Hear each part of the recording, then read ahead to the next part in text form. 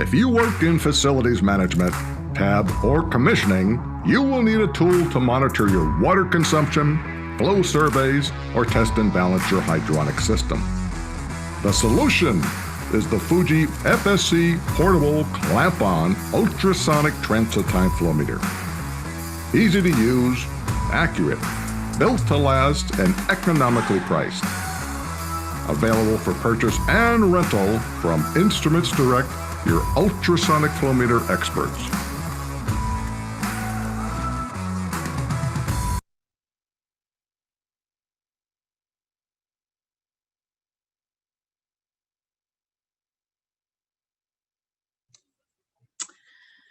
Hello, everyone. Good afternoon, good morning, or good evening, depending on where you are today. And welcome to the second webinar in ABC's Tab Talk series. Thanks to all our members and non-members across the community for participating today. And a special shout out and thanks to Instruments Direct for supporting this webinar. I have a few Zoom notes before we get started into things. If you have questions for our speakers, please use the Q&A button in your Zoom window, not the chat box, and we will feed those questions to our speakers at the conclusion of the presentation. And you can submit questions at any time, so there's no need to wait until the end. If you have technical issues, please use the chat box to inform us and we will help you out.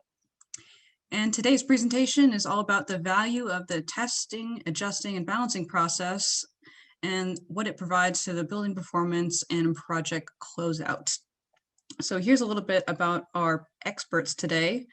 Rebecca is the founder and president of Questions and Solutions Engineering, a consulting engineering firm committed to working with facility owners and operators worldwide to achieve high performance from their new and existing mechanical, electrical, and life safety systems. She's a nationally recognized leader in the building commissioning industry and has written a monthly column about commissioning for Engineered Systems magazine for more than 20 years. It's a great column, please check it out. Miles is also working at Questions and Solutions Engineer as a commissioning engineer. He has 12 years experience in the industry, getting his start as civil engineering officer in the Air Force, where he served in various roles overseeing the design, construction, and operation of facility mechanical systems. And since leaving active duty, he has remained on faculty at the Air Force Institute of Technology as an Air Force Reserve officer to continue teaching courses in HVAC control systems, as well as HVAC design and analysis. And then finally, Mark is here with us. He's been active in design, HVAC, and construction industry since '79. He has been a practicing designer of building systems such as HVAC, plumbing, fire protection, and building automation for several highly respected engineering firms. And while there, Mark started noticing a disconnect between the intent of design and system installations. So his interest began to turn to system quality control and commissioning, which led to the purchase of SMB of Minnesota in 2008. So without stealing any more time today, I'm going to hand it off to Rebecca to kick us off. Rebecca? And I think you might be muted. Okay, good afternoon. I'm Rebecca Ellis.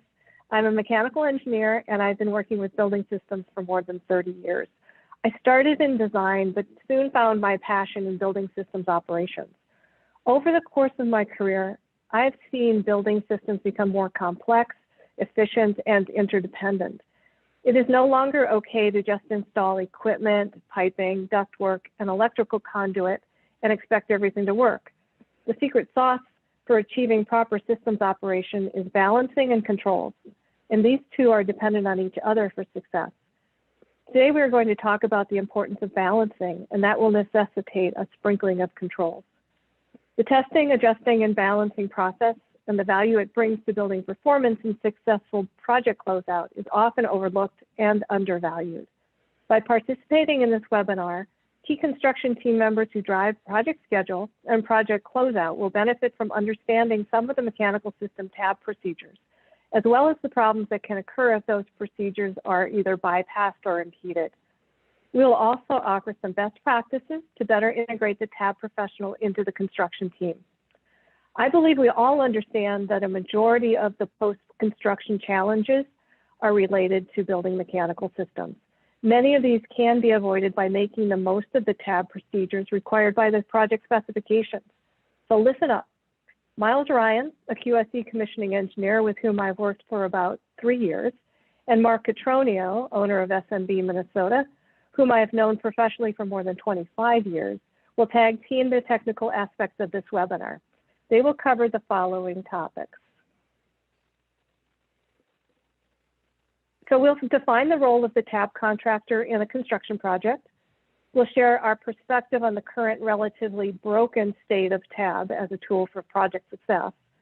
We'll explain to which project team members this webinar is geared, and we'll delve into a number of technical details regarding common systems which require balancing. And finally, we will end with best practices for enhanced project success. Objectives for today's webinar. In summary, we hope to add to every participant's understanding of TAB and its importance to their project success. Mark?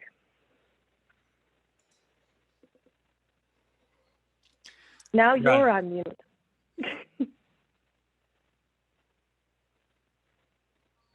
You're still on mute.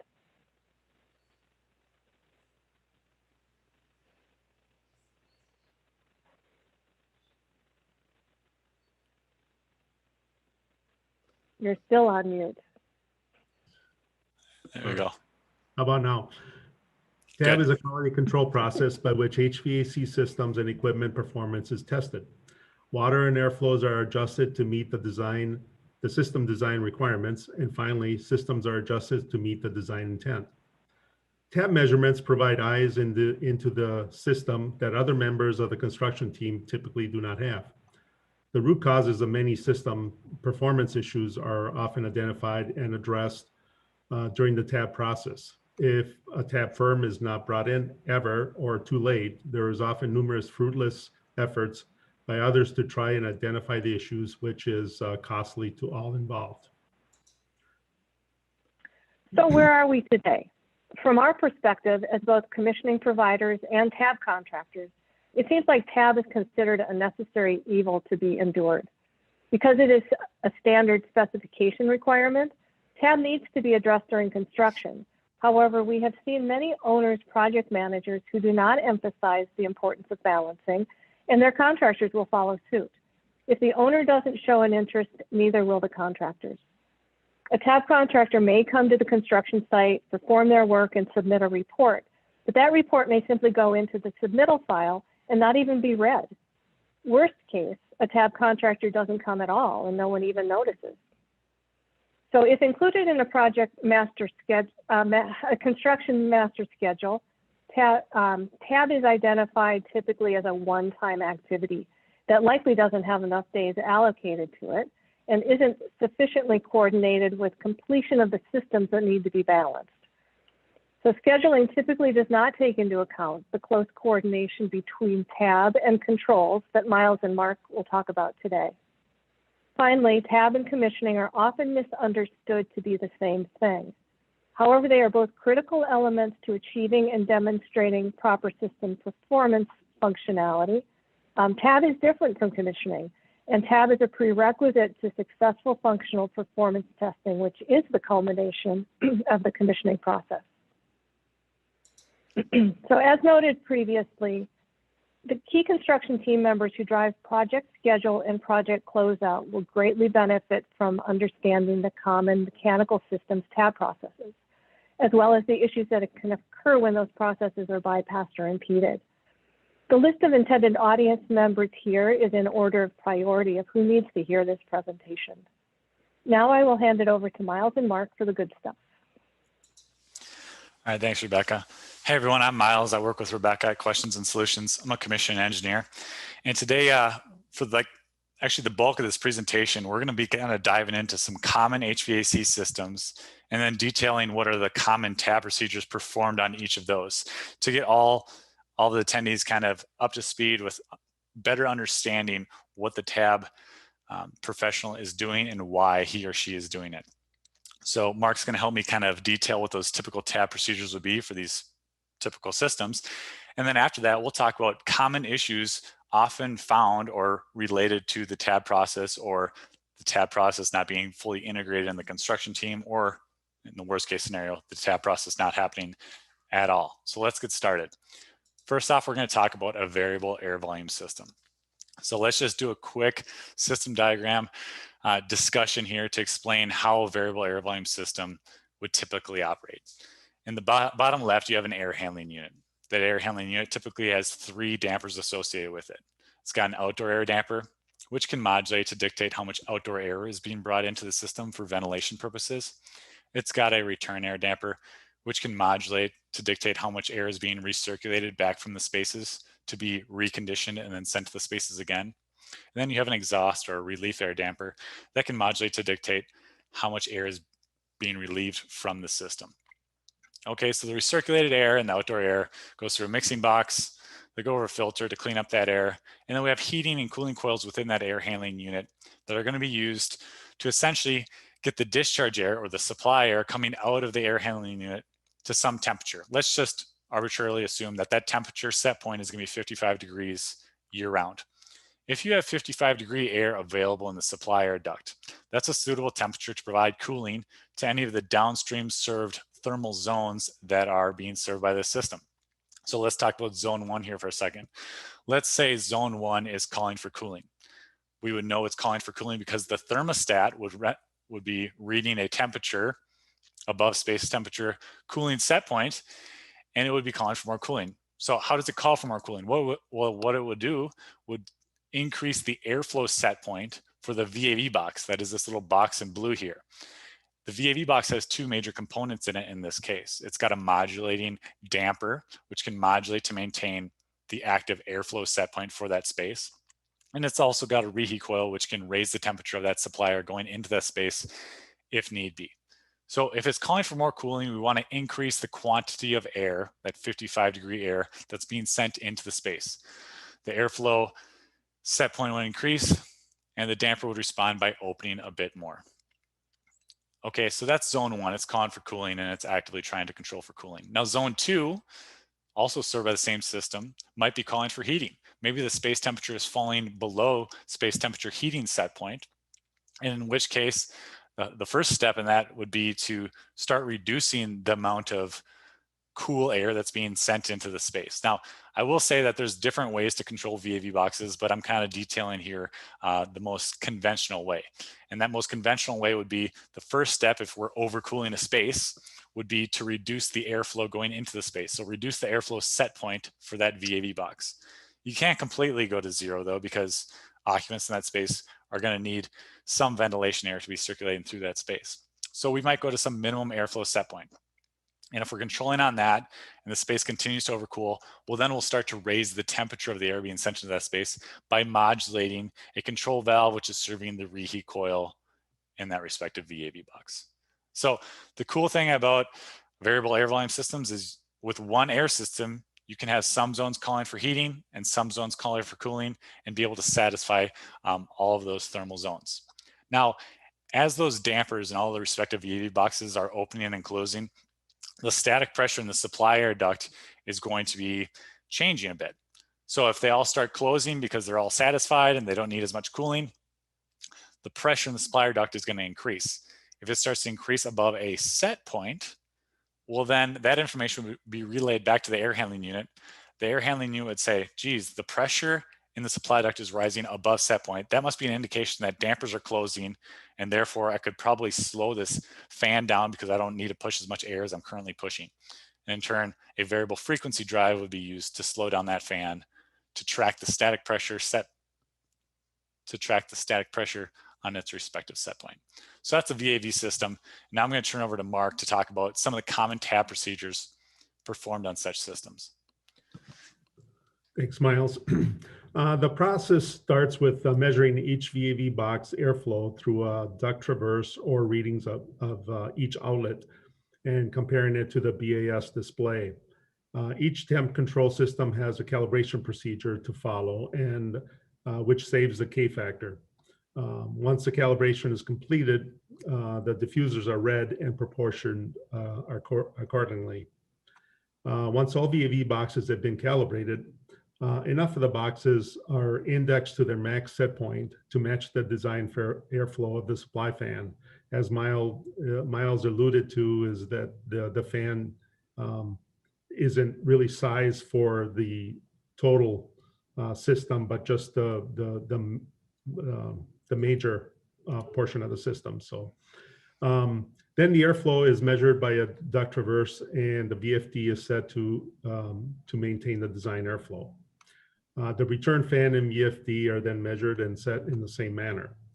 Many systems employ an airflow measuring station, usually in the outside air duct, that controls the outside air damper. This needs to be calibrated for site conditions. Similar to the VAV box, duct traverse is completed and the readings compared with the BAS display. An adjustment factor or gain is then input into the airflow measuring station or the BAS. The static set point in the system is set by monitoring the set point and the percent open of all the VAV boxes. By monitoring the BAS display, we're looking at all the VAV boxes, making sure that the boxes are all calling for some kind of cooling or open. Then the set point is adjusted up or down until only about 1 or 2 VAV boxes operate at 100% open position and are reading their design airflow. Miles? Thanks, Mark. So some of the issues related to the balancing process on variable air volume systems are as follows. I'm going to just kind of pull from examples of projects we've seen in recent years. So you can have temperature control issues. We're recently, me and Rebecca are working on a project right now. It's a casino resort. And the reason we got pulled into that casino resort was for something I'll talk about a little bit later here. But while I was there, some of the facility operators mentioned that there's some spaces that they just have really poor temperature control, and some of those spaces have a bad air movement, and just they didn't know why, but there's some issues. And a quick review of the BAS, we found that an uncalibrated, or actually in a couple of cases, a failed airflow sensor in those VAV boxes the VAV box was basically thinking that it had like 1,000 CFM of air, which was well over set point. It started restricting down. Eventually that VAV box damper was at 0% open. There was no airflow, but it was thinking there was airflow. So therefore no airflow was provided to the space, no temperature control could be done in the space. So that is something that you could bring in a tab contractor to help verify that that sensor has failed, or if during the previous construction project, which wasn't too long ago in this particular building, had that been done, maybe that would have been identified back then if it's been an issue for that long. Another project would be like uneven flow distribution within a thermal zone. So a project I was working on in a hospital about 2 years ago, it was a scan room for like a MRI machine or something to that effect. And there was an equipment room just off of that. And I was sitting in the equipment room, which they had been occupied and had been using for several weeks prior to me actually performing a commissioning process on there. And I was just getting cold air dumped on me and I was just freezing. And as it turned out, they hadn't actually finished the tab work prior to us coming in and functionally testing, but we kind of had a unique timeline that we had to meet there. And we don't like to do functional performance testing prior to tab, but sometimes it happens. But ultimately, the tab contractor, once they came in there, they were able to make some adjustments to the diffusers and more evenly distribute the cool air that's coming out of the diffusers within the space. But up until that point, the person who was sitting at that workstation that I was sitting at that day was quite uncomfortable. Tuning issues. So, you know, when a tab firm, tab professional comes in and they make adjustments, they might identify some various issues that result in drastically different water flows or air flows through a system than was previously being realized. So an example of this is we're working right now on a high-rise residential project, and it's a complete gut job of all the mechanical systems for the most part. They're reutilizing some existing ductwork on the makeup air unit, but for the most part, it's a complete gut job. And one of the makeup air units serving one of the towers had been operating probably since May timeframe. And the controls contractor, very good contractor, spent a lot of time working with control sequences because they're pretty sophisticated because there was no glycol in this particular system for reasons I won't get into, but that resulted in us having very complicated control sequences to protect those coils against freezing during all different situations. And he spent a lot of time tuning all of the control loops and making sure that everything worked seamlessly during every possible scenario it could encounter. And the whole time he was raising his hand saying, why isn't Tab out here to finish this job? Let's get Tab out there. And they weren't being brought in. They weren't being brought in. They were finally brought in December. And then when they were brought in December, they found a bunch of obstructions in the ductwork that resulted in a giant increase in flow from the makeup air unit. They had adjusted some things on the hydronic side, which changed a lot of the pressure characteristics of the hydronic system.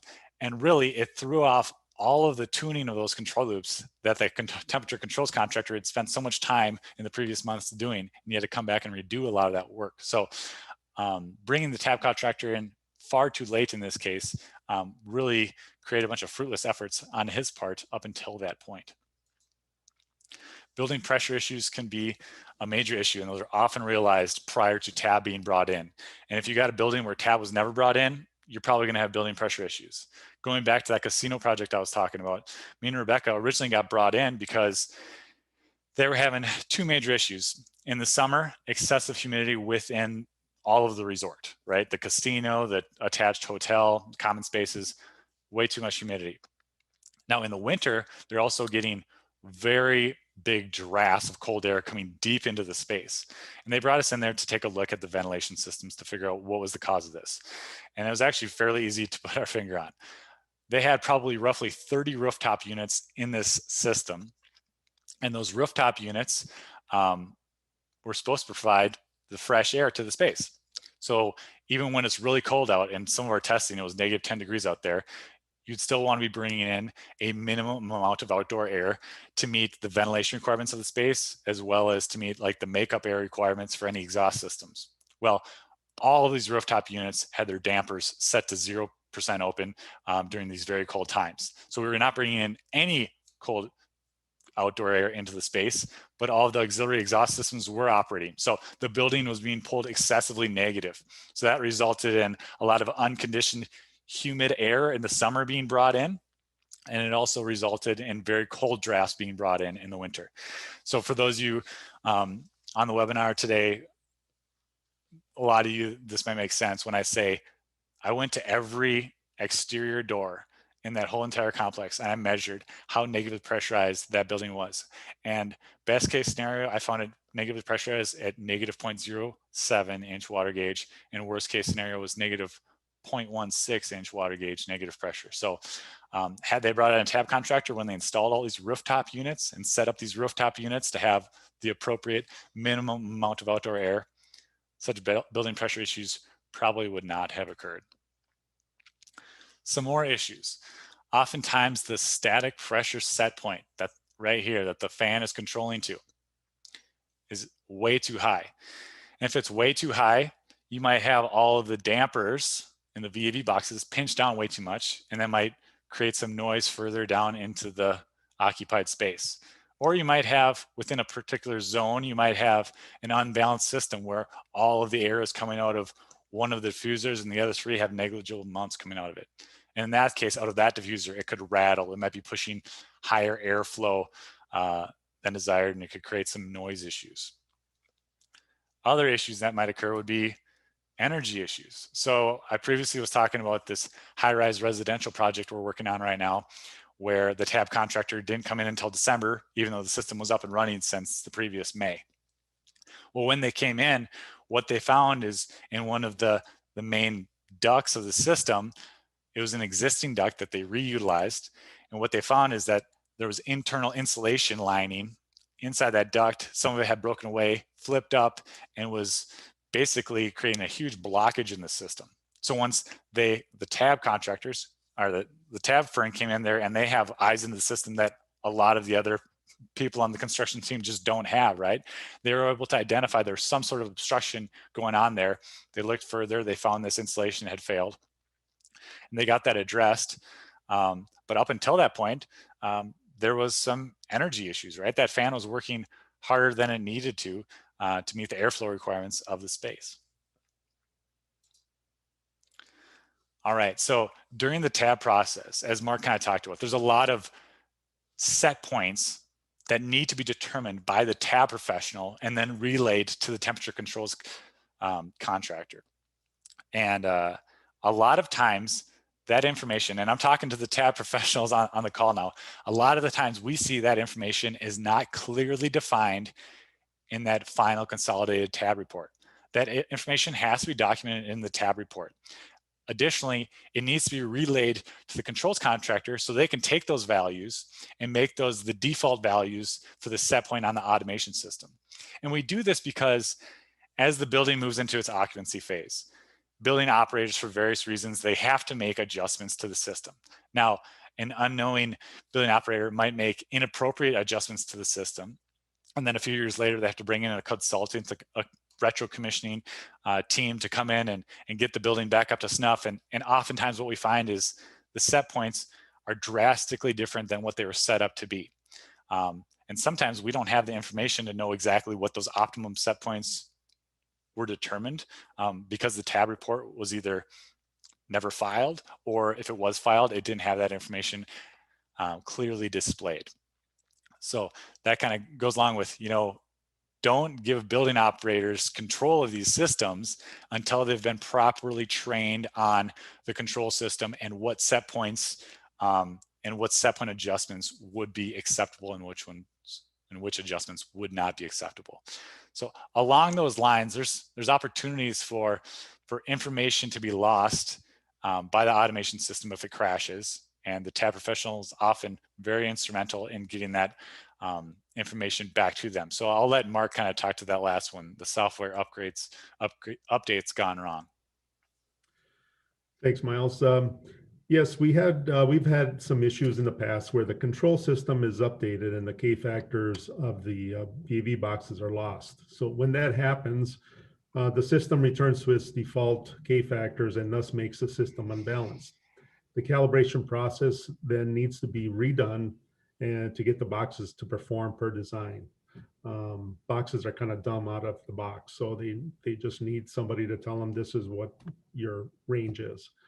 So if those K factors, along the lines of what Miles said, if the K factors are actually documented, then that's an easier and faster task. Another item is the critical path scheduling. For successful and timely project completion, critical path scheduling needs to be followed. The temperature control system needs to be somewhat complete in order for TAB to progress in a timely manner. The VAV boxes need to be under control and mapped to the BAS.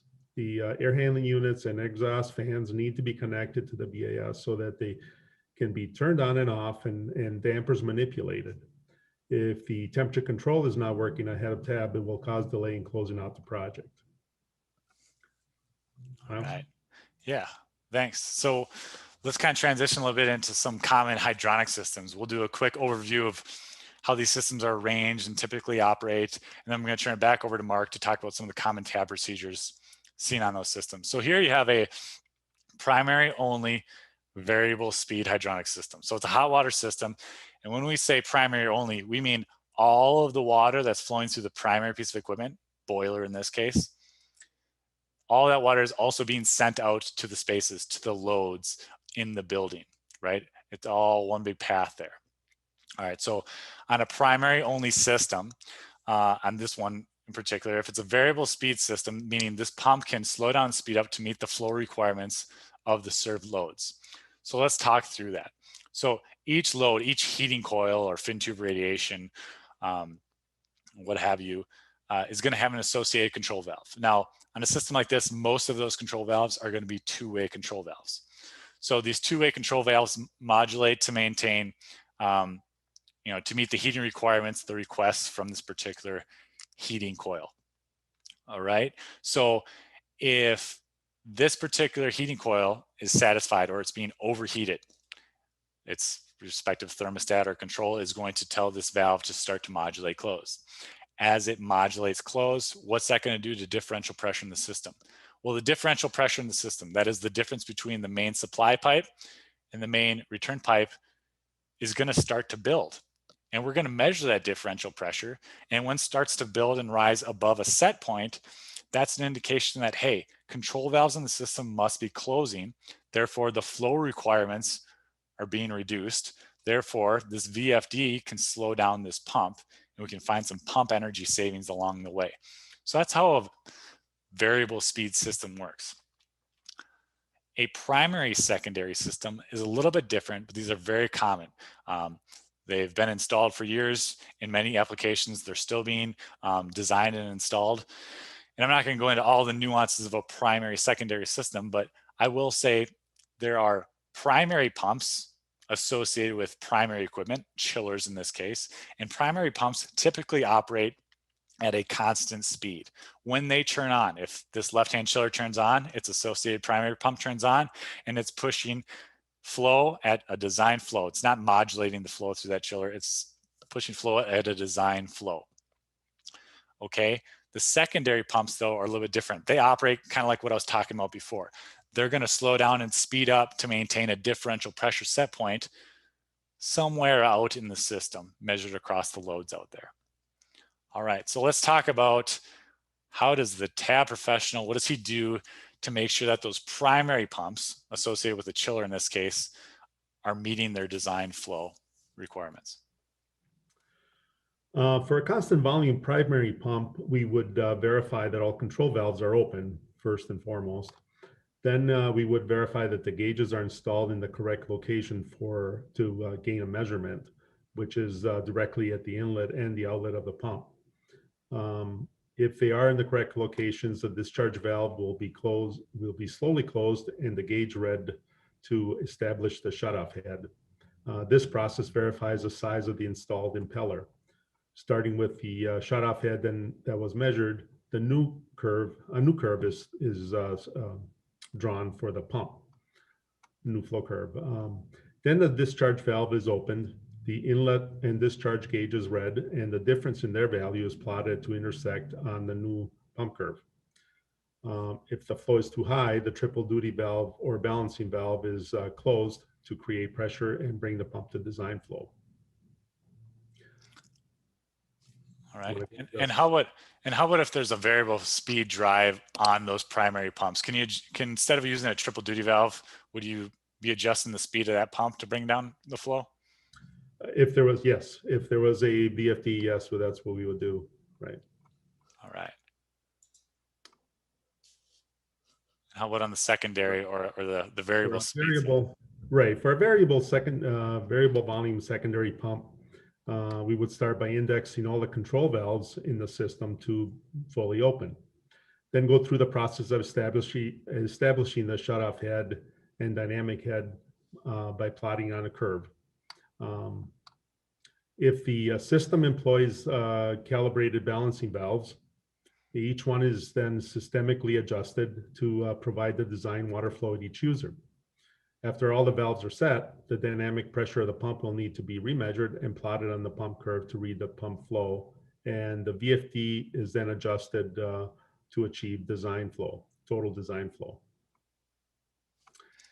If the system employs automatic flow limiting devices, auto flow valves, once the shutoff and dynamic heads values are measured and plotted on the pump curve, the VFD is adjusted to provide the design flow. And then each valve's differential pressure should be measured to verify that it falls within the design parameters of the valve. We would recommend installing the cartridges in the autoflow valves after flushing and cleaning of the system to minimize the chance of plugging the valve, which will slow the process down. After all the balancing valves are measured and set, enough control valves are indexed full open to match the flow of the design flow of the pump. And the BAS display is monitored and differential pressure set point reset down until only one or two valves are 100% open and maintain room set point. The final set point is then documented in the report. All right. Thanks, Mark. So some of the issues often related to the tab process or the tab process being brought in too late or the tab process not being completed at all would be temperature control issues with an unbalanced system. So a building I'm working in right now, A few years back, our firm got brought into that building because none of the units, a high-rise residential, none of the units on the bottom floors were ever getting any heat out of their fin tube radiation, but everyone on the top floors was fine. And what it was is they didn't install any balancing valves in any of the fin tube radiation. And it just happened that the top floors was kind of the path of least resistance. So they always had adequate flow available when they wanted it at their fin tube radiation, and the bottom floor suffered. So our recommendation at the time was to install balancing valves to make sure everyone got their fair share flow, and we gave some heat to the people who bought condos on the bottom of that building. Now we're back in the building because 3 years later they had installed, auto flow limiting valves, which is essentially, Mark talked about this, but it's a kind of balancing valve that basically, if there's adequate pressure in the system, it's going to internally modulate itself to limit the amount of flow that could ever go through a coil, so you're not stealing flow from your neighbors. However, in recent years, that particular facility has not done any treatment of their water. They don't have any side stream filters. They haven't been doing any chemical treatment of their water. It's gotten quite dirty, and now we're having a bunch of these cartridges get clogged. And now some units are not getting any flow. Other use, we had a couple of examples where we're actually leaking out of those valves. And now we're back in the building, and we're addressing cleaning up that water in the system so it can get back to operate well like it has the 3 years prior to this winter. All right. Some other issues commonly identified is too high of a differential pressure set point. So the tab process is typically going to determine what's the appropriate set point, the differential pressure set point that pump should be controlling to. Right? If you have a calibrated balancing valve and you have way too high of a set point, you might have some loads that are having way too much flow going through them. And that can create noise. It can have excessive pipe velocities, which can be damaging to pipes, especially copper pipes. It can also create cavitation at some zone piping devices, such as strainers and things of that nature. Also, it's a big energy waste. If a pump is working far harder than it needs to meet the heating or flow requirements of that system, you're wasting energy. Now, an example of having an excessive differential pressure set point for a system that employed auto flow limiting valves is something I recently encountered. I came to a building, and basically they had those auto flow limiting valves installed on all of their coils.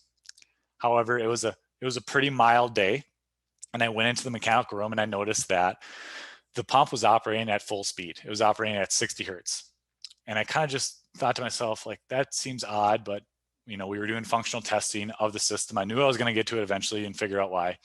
And sure enough, when I got there, I found that the differential pressure set point that pump was controlling to was 30 pounds differential, which for the tab professionals, you're probably thinking that seems a little high. Maybe the rest of you are not familiar with it. It might mean nothing to you, but I will tell you it's an alarmingly high. You don't really see set points that high. But I called the tab guy on the phone. He had been there the previous week, and I said, what's going on here? It's set to 30 pounds. Is that what you used?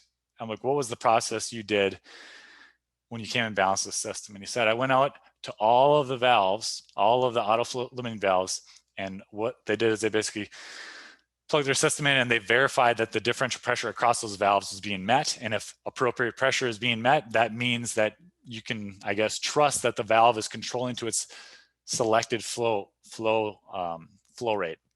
And he did that at all the valves, and he's like, yeah, they were all getting the flow that they required. And I'm like, yeah, but clearly they're just pinching down a ton because we have too much differential pressure in the system. Why did you end up on a 30 pounds differential pressure set point? And he's like, well, that's what they were operating when I got there. And I basically just came in and verified that they were getting the flows they need to. I was like, well, we need you to come back because we need to back that set point down to an appropriate value so this pump isn't running at full tilt all year long just to have these auto flow limiting valves throttle back and dissipate that pressure. So he did come back. We landed on a differential pressure set point of 8 pounds that we're operating at now. And in turn, we're not wasting so much pump energy. All right. Next slide. All right, this is like one of my pet peeves, and that, oh, I got excited, moved ahead. So one of my pet peeves is missing balancing valves in the bypass. So back to this schematic here. On a variable speed system, most of the control valves at the loads are going to be two-way control valves, because when they start to close flow, that's going to drive up the differential pressure, and then the pump will know to slow down.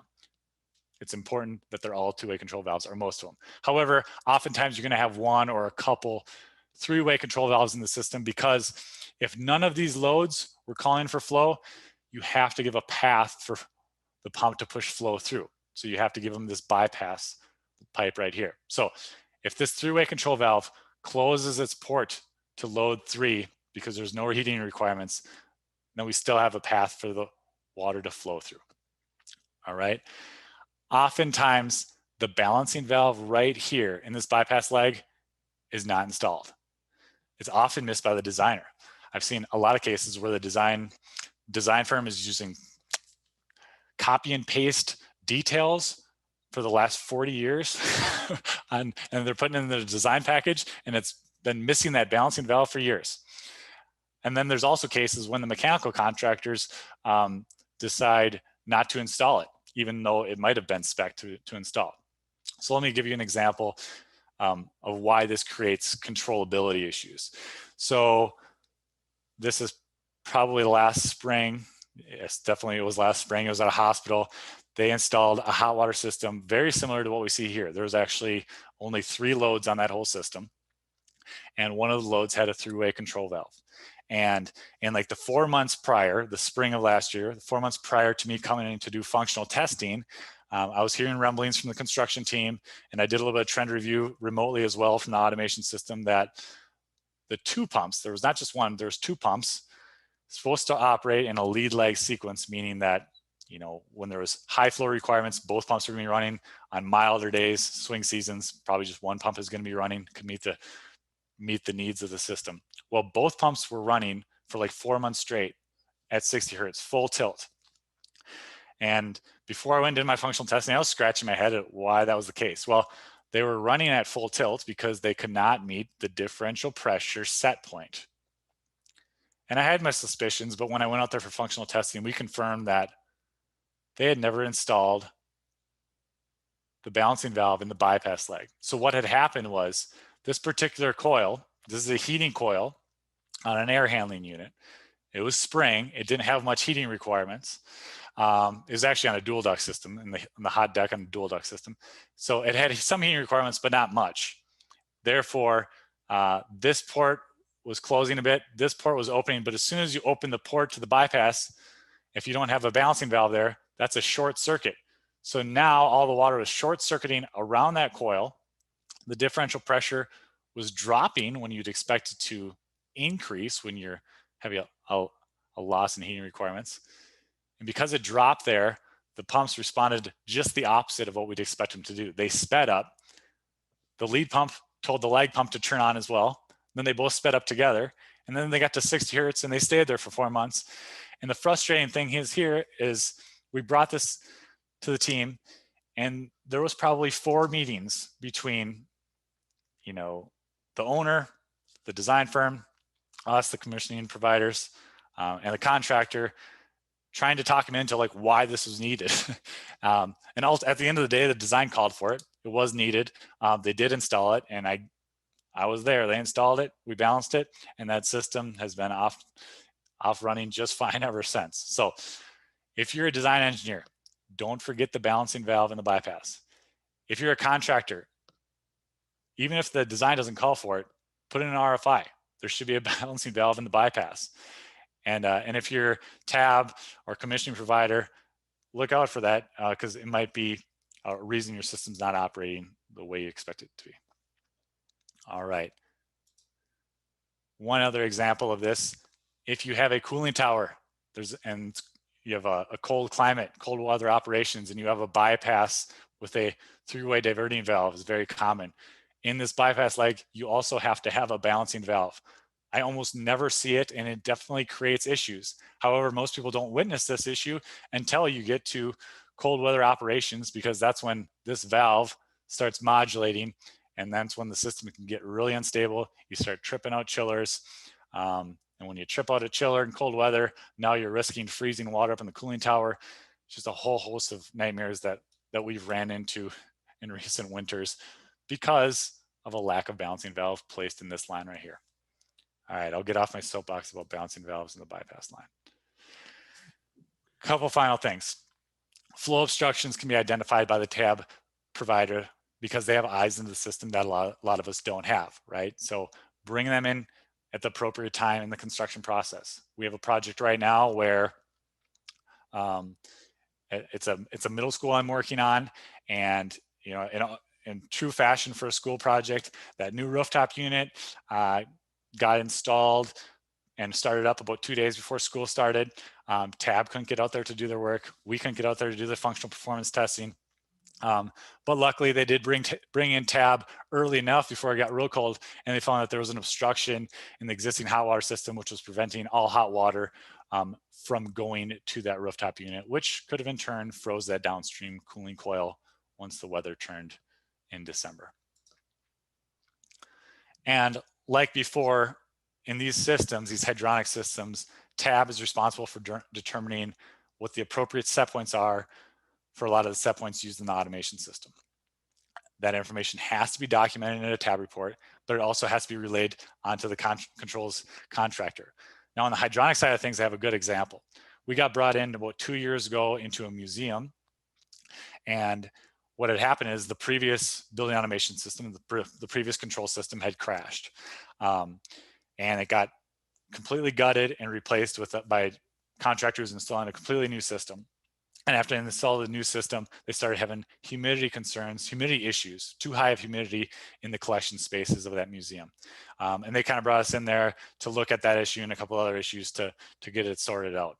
And when we looked at the system, we said, well, geez, it looks like the serving air handling unit is actively trying to dehumidify.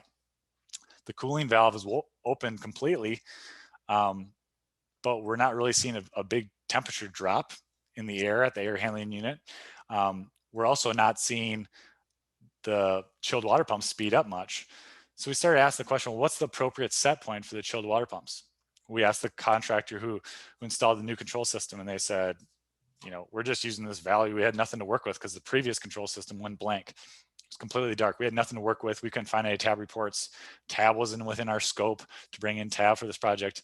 Luckily, our firm 7 years prior had done a retro commissioning in this facility, and we had screenshots on our computers that showed what the appropriate set point should be. So it was actually a fairly quick fix. Once we figured out the appropriate set point, put it in there, pump sped up, dehumidification started to happen, and as far as I know, it's not been an issue ever since. All right, these next two things, low fill pressure and airlock, I'm going to turn over to Mark to talk a little bit about. Yeah, many times the control valves are closed during the flushing of the system. And when the flushing is complete, the valves are open and air is bled out. If the system is not filled to take care of that air in the coils, then the pump experiences low inlet pressure, which affects the pump's ability to develop system pressure. Another issue is airlocks. If the coils or any user has the air not bled out of the coil, they can become airlocked. The water is trying to push through the air, and it can't do that, and thus it impedes the water flow, and then you can't get any heat transfer out of that. All right. So let's transition to something that a type of system you typically don't associate with Tab. At least a lot of people don't. And that would be like domestic hot water recirculating system. So just a quick overview of what do we mean by domestic hot water recirculating system? Well, we have a water heater here that is creating like hot water, maybe 140 degrees, 130 degrees, sending it out into this pipe. But now we'll create a loop. We have a piping loop with a pump on it, a recirculating pump, that basically makes sure we have hot water available in this piping loop at all times, because we'll have takeoffs from that piping loop to the various fixtures, the various showers, the various faucets. And we want all of the users of those fixtures to have hot water in a relatively short time frame. So that's the whole concept behind a recirculating system on a hot water system. Now, if you have something as simple as this, you probably don't have many issues with it. And probably as tab professionals, you've probably never looked at something this simple, right? But once you start getting into the high-rise residential units and other high-rise buildings, there might be multiple paths for the domestic hot water to flow through, right? So from each one of these 3 risers here, you want to have hot water constantly circulating through each of these 3 risers because they all have respective takeoffs going to different fixtures serving different units within that facility. Now, riser 1 is kind of the path of least resistance. So more flow is going to go through the path of least resistance unless you put on balancing valves on each of these paths of flow to make sure that they all get their fair share of flow and all of the different fixtures throughout the facility are having hot water available on demand in a reasonable time frame. I'm going to turn over to Rebecca to talk about some of the issues we see with domestic hot water recirculating systems. Oh, actually, I jumped the gun. Let me turn over to Mark to talk about the staff procedures that would be associated with that. We're going to skip me. The process to balance the domestic water system is similar to the hydronic system, measuring the shut-off head of the pump and then the dynamic head of the pump and plot it on a curve. Then we would go through each recirculating balancing valve and set to the required flow for that branch. Autoflow valves are verified by measuring the required differential pressure. Sometimes thermal balancing valves are used on the system. This does not allow for any measurement or adjustment. If that is the case, the pump the speed is set, and with the hope that the owner is happy with the operation of the system.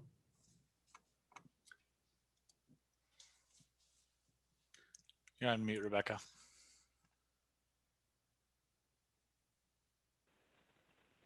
Miles is the only one who's got the mute button figured out. All right, so what I think real things. Sometimes there are no balancing valves included in the design documents. Sometimes domestic hot water balancing directions are not provided in the project specifications. And most times the tab contractor doesn't even consider balancing the domestic water as part of their job. So this is definitely a highly reflected loop, but it's a really important one, especially in multifamily housing. You know, whether it's dorms or apartments or condos, people notice right away if they're not getting hot water when they try to take a shower. And it's not something they can put off for a month or 2 or wait until the contractors figure it out. They get really vocal really fast. So we're often called into buildings that are pretty new, where owners aren't getting the hot water when and where they need it. We find flow is going to, the hot water is being maintained to the units closest to the pump, and no flow to the units furthest from the pump. That's so easy to figure out if you just kind of plot out where the complaints are coming from. We also see many times pumps are insufficiently sized to push the water through the piping. The domestic systems are called open systems, and it's a different pumping strategy or design that you have to think about. You not only have to pump through the pipe, which creates friction loss and pressure drop, you oftentimes have to pump it to the tops of a tall building. And if you don't account for all that hydrostatic pressure in that column of water as you're trying to push the water back up to the top of the building, it's just not going to flow. It will simply just stop, and there'll be no flow anywhere. And then Mark alluded to these thermal balancing valves. They are controlled. They're balancing valves in the position shown in Miles' schematic, and they're pretty much just 2-position valves. If the water temperature entering the valves is above a certain hot enough, they will actually close because they're sensing there's hot water in that riser or in that pipe. But as soon as it cools down, the valve opens, will start to open maybe at 110 degrees Fahrenheit. And that once it opens, it'll start letting the hot water flow until the riser fills up with hot water again. Those are very popular these days. and they're great for contractors because they work usually at the beginning. If you have enough pump, if you don't have enough pump to push through the system, no type of balancing valve will work, including these. But over time, they will fail. They're mechanical devices and they will fail and you'll start having problems. And as Mark alluded to, there's no way of figuring out where the failures have occurred. You can't measure the flow across these devices. All you can do is really go up with an IR gun and measure the temperature of the pipe to see if they're actually working. So lots of stuff that, rides under the radar for construction projects and contractors that if you're not taking care of them at the end of the project, may very well come back to you in a few years if they start having problems with domestic hot water delivery. One of the reasons that the plumbing system is not done is a lot of times it's not even specified by the design engineer to do that, other than the circulating pump. Also, there's a lot of the tab companies will shy away from plugging into the domestic recirculating balancing valves because of the potential risk of contamination of the system. We mitigate that by using a dedicated water meter for domestic system, which is disinfected prior or after each use. You could also use a ultrasonic water meter, which doesn't plug into the valves themselves, but measures the flow through a pipe, which again, you're not plugging into the valve, so you're not taking that risk on. So, Rebecca. That's it. Let's see. So I think we promised to close out some best control. Critical for making sure the systems perform as required. TAB needs controls to manipulate the systems as part of the balancing process, and controls need TAB to understand what the correct set points are for control sequences. And TAB controls are often a tag team effort. Controls need to be complete to a certain extent before TAB can be performed, and then controls cannot be completed until TAB is complete and the control system set points determined. So it's not as simple as saying you got to finish controls and then you have to do TAB. It's an iterative process between the two of them. And the sooner those two subcontractors start talking to each other, the better the process will be. Mechanical contractors and design engineers need to read the TAB reports and understand what issues were discovered that need to be corrected. You're spending good money on the TAB contractor and they're finding really good stuff. And if you don't do anything about it, it's a waste. So as commissioning professionals, we regularly see problems documented in the TAB report that no one takes responsibility for correcting. So that's an issue, because that's going to come back and bite you later when they manifest themselves in problems the owner's going to discover. Then the commissioning process should confirm that the set points in the control system were determined by the TAB process and not just estimated by the controls contractor. So if not, there will be an action item in the commissioning action list for the TAB contractor and controls contractor to coordinate with each other like they should have done in the first place. And then finally, due to a perceived conflict of interest in having the TAB contractor working as a subcontractor to the mechanical contractor, many owners are pursuing alternative TAB procurement arrangements.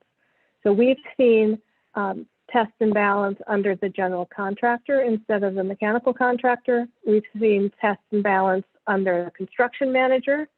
We've seen test and balance under commissioning professional. And sometimes, especially with big institutions, test and balance directly to the owner. So there are different ways of engaging TAB and maybe giving them a more prominent role in the project, something that reflects the importance of their work on the overall project success.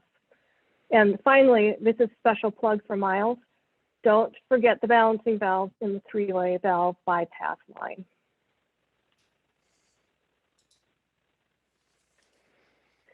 So as we close, Miles, Mark, and I trust that we have added to your understanding of TAB and its importance to your project success. Now we'd like to open to questions. Okay, thank you all. So let's jump into the questions. We have a decent amount come through, about 8 or 9 to get through. And if anyone else has questions, now's the time. So let's jump into things. First one, an attendee asked, should I use the auto flow to verify water flow to terminal unit or through the coil? Mark, I think that's you're on mute. Well, if there's an auto flow in the system, I would, as long as you have the differential pressure at the auto flow, that is a calibrated piece of equipment and is supposed to provide the correct flow. So I would use just the auto flow. Perfect. Next question. Can you address when and how during a project you suggest balancing domestic hot water circulation systems before or after chlorinating the system for portable use? How do you balance those systems when already in use? Sam, you garbled a little bit. Sorry about that. In the second half of the question, it didn't catch that. Second half of the question, before or after chlorinating the system for potable use, or it might be portable or portable use. How do you balance those systems when already in use? I would say at the end, but Mark, how would you answer that? I was going to say probably at the end, and that's where that's why we use the a dedicated meter, chlorinated and disinfected. Before, I'm not sure how much water. I guess they will probably flush the system through, and we normally wouldn't want to read through or do any measurements while they're flushing the system. So once it's ready to work, or once it's ready to go into service, I think that's where when we would want to do it. And I think the second part of the question, Rebecca, was how do you do it in existing buildings? And I guess we could talk to a project we're working right now, trying to rebalance domestic hot water recirculating system in an existing building. The answer is very painfully, especially when a lot of the balancing valves are located in inaccessible locations or within the units themselves. It becomes a very time-intensive, costly process to have to go back and rebalance it because it wasn't properly balanced and set up to begin with. I mean, it'd be a lot easier if you do it before they move in. Yeah, other than the accessibility issues, balancing an existing building shouldn't be any different than balancing it in the first place, as long as you have all the correct balancing devices. And that's usually what we're missing in existing buildings. We might not have balancing valves. We might not have ports for measuring pressure across pumps. That data, I mean, those missing things are a big clue to the fact that it was never balanced in the first place, because the raw materials required for balancing just aren't there. So in this building that Miles is referencing, we've had to add balancing valves, replace pumps, all kinds of stuff to get it working again. Okay. This next question is sort of a two-part one. One attendee asked, what is your opinion on doing functional performance tests ahead of TAB? Many commissioning providers will not go there without a final stamped TAB report. And then I want to note that a different attendee independently said, as a commissioning agent, we think requesting the final TAB report approved by the engineer of record before functional testing is a good practice. Do you agree? I'll answer that. I think it's a good practice. It's not a very practical practice. If you wait until the final balance report, you probably way down the project schedule and probably into occupancy. As a kind of compromise position, we want to have the balancing report, or even the balancing report associated with the system that's being commissioned. and or being tested. We want to see that, and we want to see what things the tab contractor has found, and then we will make a decision whether those items are going to impact functional performance testing or not. And if we think those issues need to be corrected before we test, that's what we'll say.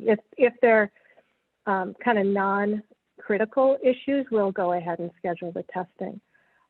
But to the first question, we definitely believe it's important to have tab done before commissioning functional testing.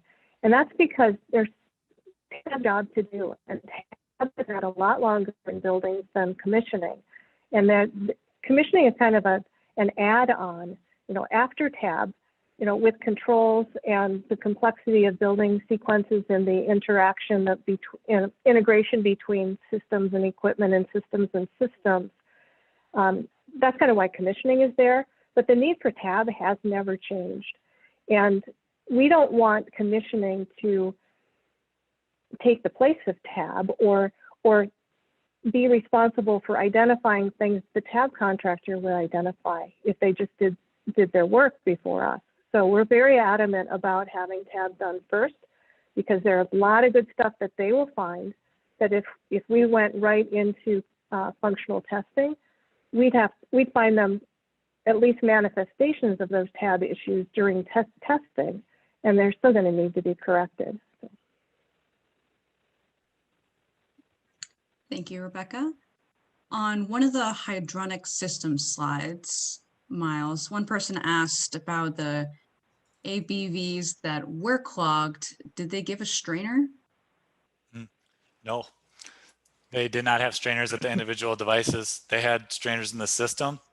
They had strainers upstream of the pumps. They had strainers it was on a district heat, so it was upstream of the heat exchanger for the facility. They did not have side stream filtration, which is a recommendation currently, and they had a chemical pot feeder to do chemical treatment. Just no record of them doing it in the last few years. Great. So next question, what is your process for reconciling deficiencies in the tab report to tab verification as it relates to functional performance testing? What sort of timeline have you experienced when it comes to getting the final tab report? That's a lot of questions in there.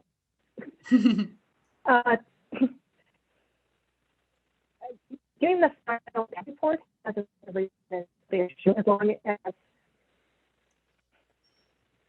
well, because we did not look at the final tab report, initial tab report, we're less concerned about getting the final one. We certainly want to know it's delivered, but we're more interested in making sure that the issues found in the preliminary tab report are corrected. And and they are said to be corrected, and we'll start our testing. And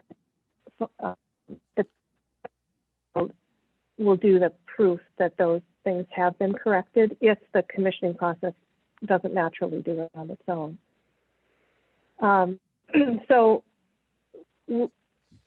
as far as delivery of the final tab report, it is one of those common things that is always on the project closeout list.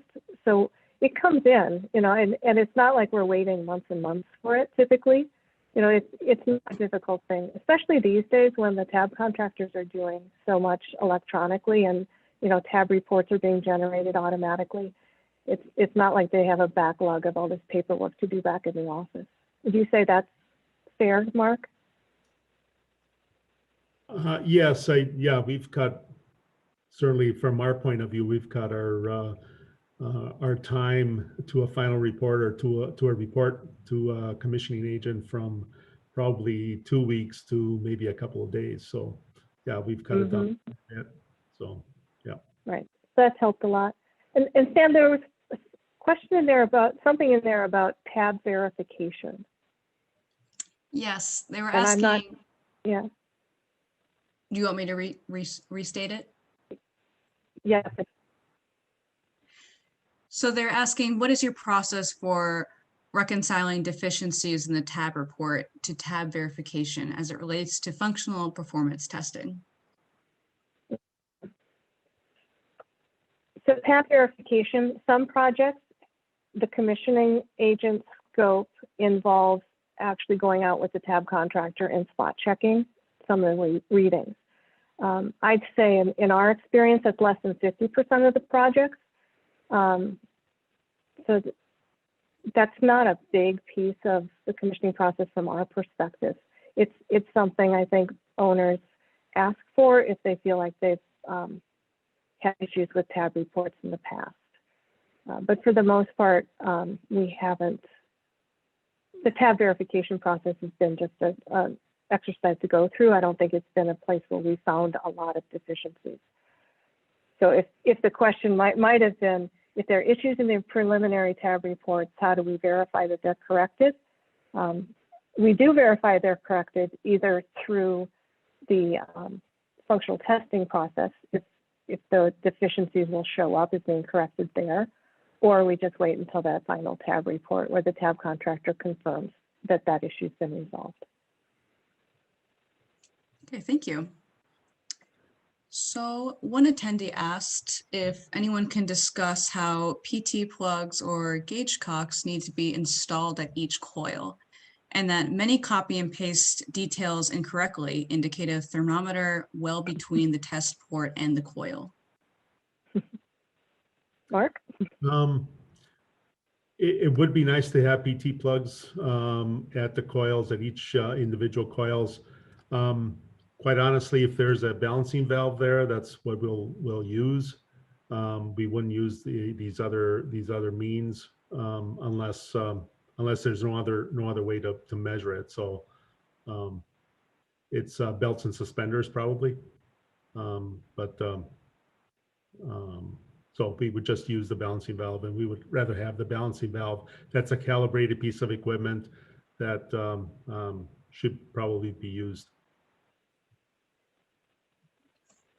But if you are going to put teeth plugs there to measure, theoretically, to be able to measure the differential pressure across the coil, it should be the first things in and out of the coil, right?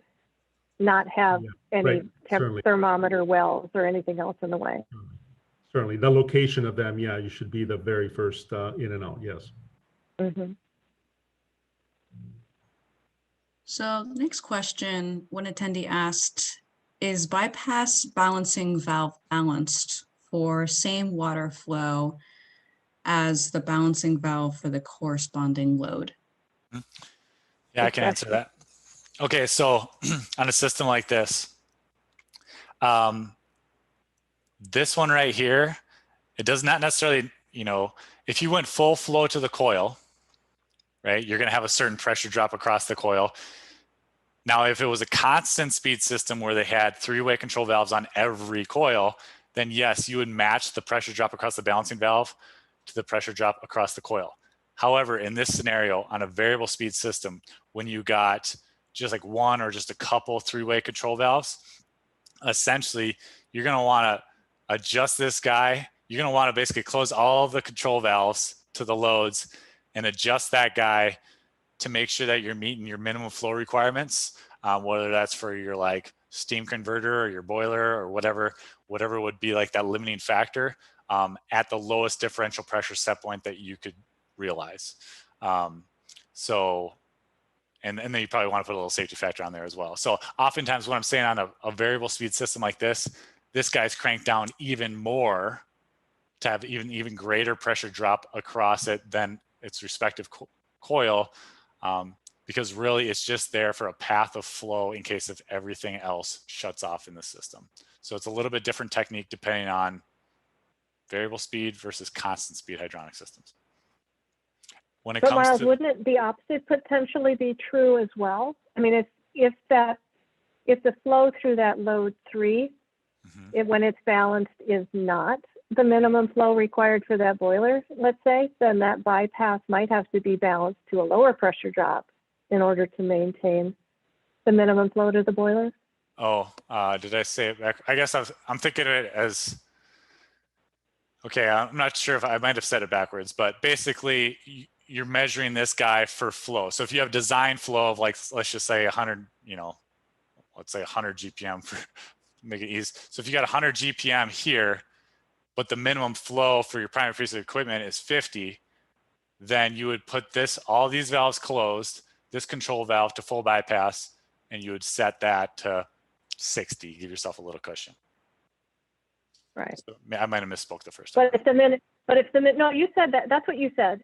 But I'm saying if the boiler minimum flow is 150, then you would set that valve for 150. Oh yeah, yep.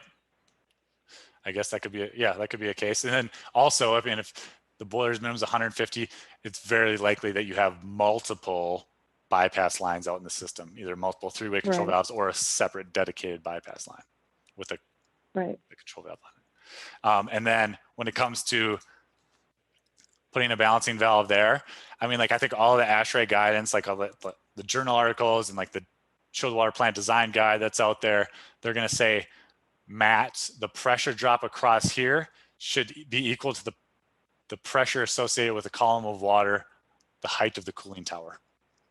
And that's for controllability reasons there, because there now, if you're measuring, condenser water supply temperature going into the chiller down here, and you're trying to use this guy to essentially send some of the water to the cooling tower, divert some of it, so your mixed temperature lands on your condenser water supply temperature set point.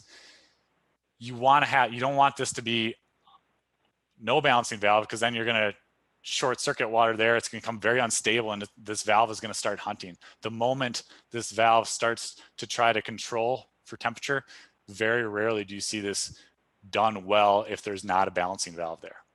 It's just a controllability issue. Yeah, thanks, Miles. So comment from a tab guy. They're asking, and I know this might have been touched upon already, what about quality controls? There's been a large lack of them in hopes that tab would catch things.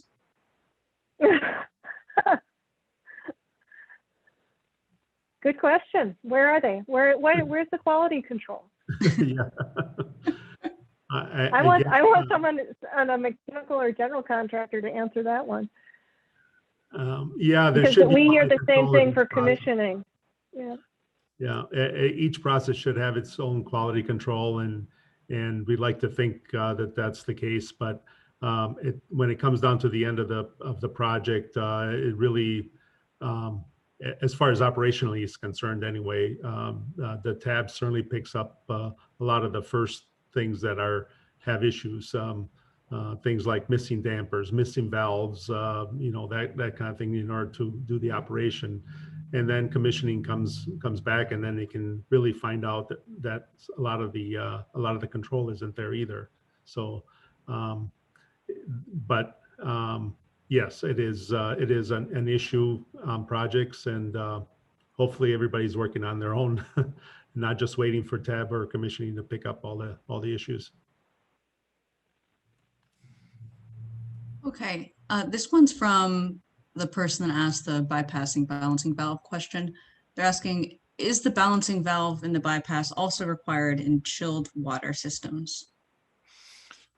Yes, I mean, if you're talking at a coil, like in this scenario right here, if this was all blue pipe and this is a chilled water system with a chiller and cooling coils, yes, kind of like you'd often see like one or a couple three-way control valves with an associated bypass pipe, and the exact same concept applies there, that you would have a balancing valve on that to make sure you're always meeting minimum flow requirements for the system.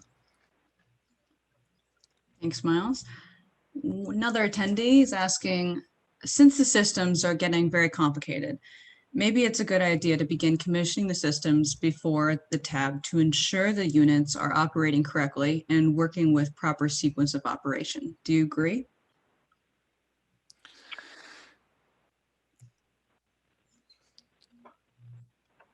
I think possibly, then commissioning becomes part of the iterative process and becomes more expensive to start with. But Mark, what were you going to say? Well, it depends on what you mean by commissioning. The two processes really dovetail into the whole finishing the project and making the system work well. Again, with the scheduling, we can't put the cart before the horse. We can't tell if we're going to check that air handling unit to make sure that it does what it's supposed to do, a lot of times the volume of that unit needs to be verified or checked or set in order for that piece of equipment to work correctly. So, and like you said, then it's another person with a temperature control that would need to be at every step of the way. And it's and again, it's not a linear process. We go back and forth a couple of times to different pieces of equipment in order to make them work. And it'll be another person to do it. I think if there's like on the tab process, if we have temperature control, say at something like 75% completed, and then we can start similarly, like I know you do, Rebecca, is when the tab process is about 75 to 80% complete, then you can start your process. You don't have to wait till the very end, but you do have to have so much of the volumes set and working so that the controls can work, or so that the system works correctly. Yeah, and I liked what you said. It kind of depends on what you call commissioning, because if we can combine that with the quality control question, I would say absolutely the controls should be commissioned by the controls contractor. Point-to-point checkout, testing the sequences of operation, fine-tuning the sequences of operation. That would be ideal. I mean, they should be doing it themselves. I mean, third-party commissioning is really verification that has happened at the end of the project. But within the project flow, if the controls contractor gets the sequences working and fine-tuned, it definitely should make the tab contractors work easier and maybe more valuable. And to allude to what they're saying about sequences getting more and more complicated, what we detailed today was some of like the more conventional tab processes for more conventional systems. And like, yeah, what's conventional these days, right? Like it seems like every building's got some like unique thing where you have to scratch your head and be like, okay, for that to work correctly, you're going to have tab come in and take that measurement, which they're probably not tracking or they're not used to. So a lot of times some of our more complicated systems with unconventional tab processes, we don't necessarily do functional testing before tab, and then tab comes and then we do it all over again. But we interject ourselves into the process by often calling, hey, we need to have like a tab integration meeting, and temperature controls has to be there. And the commissioning provider who's been involved with helping refine the sequence of operation ever since the design phase, we're going to be there and we're going to say, let's talk through this. Like, what information does the tab provider have to find out that's kind of unique that they're probably not tracking, and then in turn provide it to the temperature controls contractor. So there's oftentimes in our projects where, we will budget for that. We will budget for like some of these like tab coordination meetings to make sure that everyone's tracking right. So we get it right, or as close as we can to right the first time around. So when we show functional performance testing, we don't say, oh, tab didn't do that, tab didn't do this. This is a mess. I can't test anything. So that's kind of on those really complicated ones. That's kind of some of the ways we've worked around through that, I guess. Great. We have so many great questions coming in. I know we're running over, so I just want to answer a few more and then we can end things for the day. So one attendee commented that in his opinion, outside air in one of these schematics presented earlier in the presentation is not to modulate, nor are outside airflow stations needed. What are your thoughts on that? Well, there's many different ways to do outdoor airflow control. And the conventional way would be minimum outdoor airflow control. So like if the economizer is disabled in hot, humid days, or if like it's really cold outside and the economizer kind of goes to zero, the conventional way would just be set a minimum damper position there.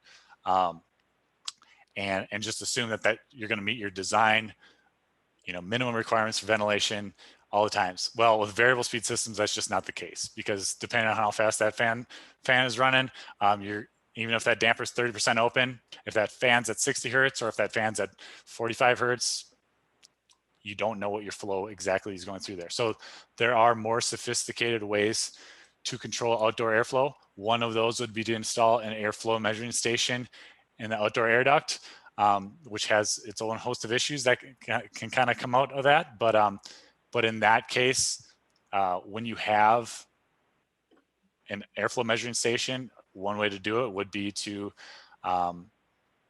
modulate the outdoor air damper. Another way would be to have the outdoor air damper fully open and you modulate the return damper. There's many different ways to control outdoor airflow, but to say that there's no sequences out there where you modulate the outdoor air damper, I mean, that's not correct because I've seen it many of times. So. Okay. Last question. How do you accurately measure the flow through a chiller when 30 coils obtain control valves off the DDC system and 100 coils only obtain two-way control valves with the remote room thermostats? How can you make sure all the valves are open, non-modulating to get full flow? I'm assuming that you're talking about just a primary system through the whole system, not primary, secondary. Well, that's a little tougher. We could, what we normally do is would read across the chiller bundles to make sure that the pressure is correct. That's also done with the chiller manufacturer or the startup person. We could do that. We would want to open up as many valves as we can in order to set the pump speed. And if we don't get them all open, then we would certainly calculate the speed of the fan to what they need to. If we know that it's only going to be 50% of the flow or something like that, then we know that we need to speed up the fan accordingly in order to set the differential pressure. But through the chiller itself, probably reading across the bundles would do it. Okay, thank you so much, Mark. Miles, do you mind flipping to the end of the presentation to the final slide there? Yeah, sorry. Thank you all for your wonderful questions. Thank you to our experts who came here today and gave us their time. If you enjoyed this presentation, the Tab Talk webinar series continues in May with a talk on pressure independent valve technology with one of our industry partners, and then also a certified ABC professional. There's the scan to register right there. And while you're here, the reason we're waiting until May for the next webinar is because throughout April, with collaboration with the Energy Management Association and the ABC Commissioning Group, we're helping to present CX Energy Virtual, which features 15 live and pre-recorded technical sessions. It's free to all ABC members, so be sure to register. Thank you all. Stay safe, stay healthy, and have a good afternoon, night, evening, morning, wherever you are. Thank you all. Thank you. Thank you.